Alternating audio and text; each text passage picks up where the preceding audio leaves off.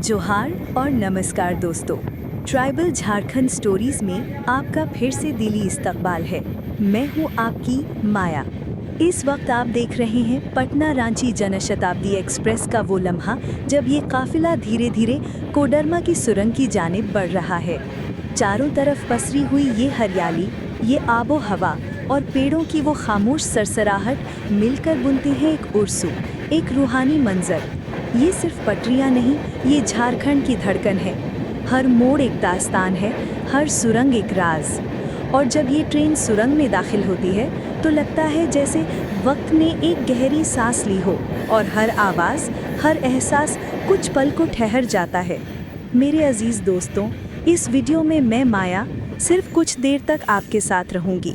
उसके बाद आपकी हमसफ़र बनेगी इस सफ़र की असली आवाज़।